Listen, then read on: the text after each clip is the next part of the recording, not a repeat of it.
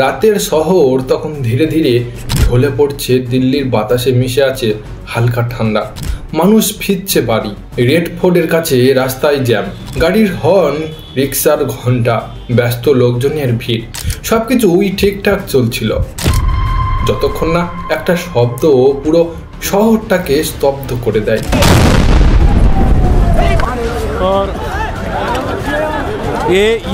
ধাম, এক প্রচন্ড বিস্ফোরণ, রাতের আকাশটা যেন আগুনে জ্বলে উঠল।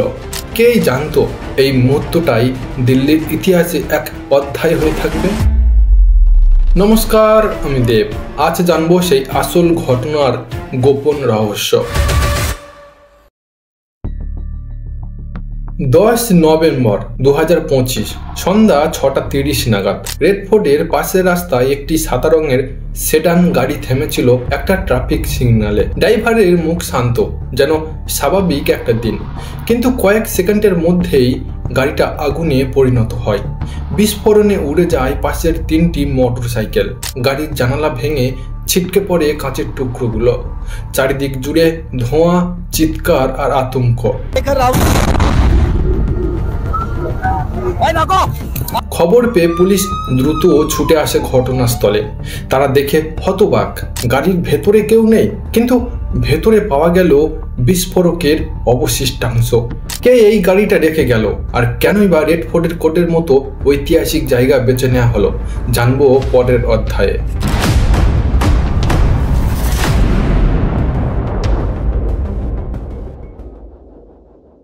দিল্লি পুলিশ সঙ্গে সঙ্গে তদন্ত শুরু করে। প্রথম 24 ঘন্টার মধ্যেই প্রায় 200 ঘন্টার সিসিটিভি ফুটেজ বিশ্লেষণ করে। কিছু ফুটেজে দেখা যায় একজন ব্যক্তি গাড়িটি পার্ক করে হেঁটে চলে যাচ্ছে, তার মাথায় টুপি, মুখে মাস্ক। বিস্ফোরণের সময় ওই লোকটি কোথায় গেল? সে কি স্থানীয় নাকি বাইরের কেউ? ভারতীয় নিরাপত্তা সংস্থা NIA ঘটনাটিকে সম্ভাব্য সন্ত্রাসী হামলা হিসাবে নেয়, কেননা বিস্ফোরণের ধরন এবং পদ্ধতি আগের আন্তর্জাতিক হামলারই মতো। এদিকে দিল্লি জুড়ে জারি করা হয় লাল সতর্কতা। মেট্রো স্টেশন, সরকারি দপ্তর, পর্যটন এলাকা, সব জায়গা তল্লাশি শুরু হলো। কতজন মারা গেল সেই বিস্ফোরণে, আর সরকার তাদেরকে নিয়ে কি বললেন, আর সেটাই জানবো পরের অধ্যায়ে।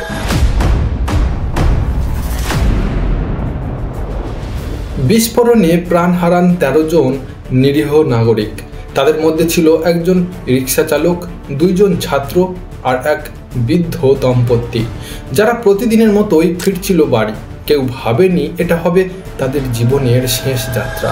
হাসপাতালের করিডোরে এক মা কাঁদছিলেন আর বলছিলেন, আমার ছেলেটা স্কুল শেষ করে বাড়ি ফিরছিল, 1 সেকেন্ডে আমার ছেলেকে আমার থেকে ছিনিয়ে নিল। এই কান্নার শব্দ গোটা দেশকে নাড়িয়ে দিল। Is the heart of Delhi. Every year, the Indian Prime Minister delivers his yearly Independence Day. দিল্লির মুখ্যমন্ত্রী নিহত পরিবারদেরকে 10 লক্ষ টাকা ক্ষতিপূরণ ঘোষণা করলেন। পাশাপাশি কেন্দ্রীয় সরকার জানায়, এই হামলা শুধু দিল্লির নয়, এটা গোটা দেশের নিরাপত্তার বিরুদ্ধে একটা চ্যালেঞ্জ। জাতিসংঘের নিরাপত্তা পরিষদ ভারত জানিয়েছে, সন্ত্রাসের বিরুদ্ধে শূন্য সহনশীলতা চাই। এবার আর কেউ ছাড় পাবে না। কে ছিল সেই সন্ত্রাসবাদী আর কোথা থেকে এসেছিল, এবার সেটাই জানবো। তদন্তে একে একে বেরিয়ে আসে চাঞ্চল্যকর তথ্য। গাড়িটা ছিল হরিয়ানার রেজিস্ট্রেশনে, আর ড্রাইভার হিসাবে যাকে দেখা গেছে সে কয়েকদিন আগে ভাড়া করেছিল গাড়িটা ভুয়া আইডি দিয়ে। ইনভেস্টিগেটররা সন্দেহ করছে এর পেছনে হয়তো কোনো সংগঠিত সন্ত্রাসী নেটওয়ার্ক জড়িত। কিছু সূত্রে জানা গেছে এই হামলার উদ্দেশ্য ছিল রেড ফোর্টে কোনো বিদেশি প্রতিনিধি সফরের আগেই ভয় দেখানো। কিন্তু এখনো অনেক প্রশ্নের উত্তর পাওয়া যায়নি। কে ছিল এই অচেনা চালক? এখন সে কোথায় লুকিয়ে আছে? আর এই বিস্ফোরণের বার্তা আসলে কাদের উদ্দেশ্যে, জানবো পরের অধ্যায়ে। ঘটনাস্থল থেকে পাওয়া যায় পোড়া কাপড়ের টুকরো, গলিত মাংস আর রক্তের দাগ। ফরেনসিক পরীক্ষায় পাঠানো হয়। কয়েকদিন পর রিপোর্ট আসে DNA মিলে গেছে কাশ্মীরের এক তরুণ ডাক্তার উমর নবী ভাটের সঙ্গে। এবার পুলিশ নিশ্চিত হয় এই বিস্ফোরণে যিনি মারা গেছেন তিনি কোনো সাধারণ মানুষ নয়, বরং যিনি এই হামলার পরিকল্পনাকারীও হতে পারে। আরও তদন্তে জানা যায় উমর কিছুদিন আগে থেকেই নিখোঁজ ছিল। তার মোবাইলের রেকর্ডে মিলেছে বেশ কিছু বিদেশি নাম্বার, যার মধ্যে দুটো পাকিস্তান ভিত্তিক সংগঠনের সঙ্গে যোগাযোগ থাকার সম্ভাবনাও দেখা গেছে। এনআইএ এই ঘটনাটা এখন পুরো নেটওয়ার্ক খুঁজে বের করার কাজ হাতে নিয়েছে। তারা ভাবছে এই হামলা কেবল শুরু ছিল, যদি সময় মতো বিস্ফোরণ না ঘটতো হয়তো আরো বড় কিছু ঘটতে পারত। দিল্লি এখন আর আগের মতো নয়। রাতে পুলিশের টহল বাড়ানো হয়েছে। রাস্তার পাশে সন্দেহজনক কোনো জিনিসকে দেখলেই মানুষের মনে আতঙ্ক ছড়িয়ে পড়ছে। মানুষের মধ্যে একটাই প্রশ্ন, আমরা কি সত্যি নিরাপদ?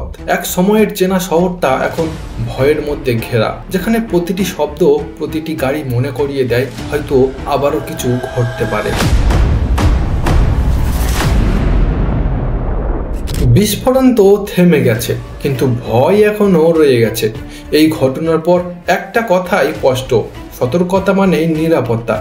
আমরা যদি চোখ বন্ধ রাখি তাহলে অন্ধকার ফিরে আসবে বারবার। দিল্লির সেই রাত শুধু রক্ত আর আগুনের গল্প নয়, এটা এক সতর্ক বার্তা যে শহর যত আধুনিকই হোক, সচেতনতার অভাবে এক মুহূর্তে সব কিছু ভেঙে পড়তে পারে। এই ঘটনা মনে করিয়ে দিল এমন ঘটনা যেন আর না ঘটে। আমাদের কি সতর্ক থাকতে হবে, নাকি আমরা আবারও ভুলে যাব অন্য একটা খবরে? ভালো লাগলে শেয়ার করুন। এই রকম ঘটনা শোনার জন্য চ্যানেলকে সাবস্ক্রাইব করে সঙ্গে থাকুন। নমস্কার।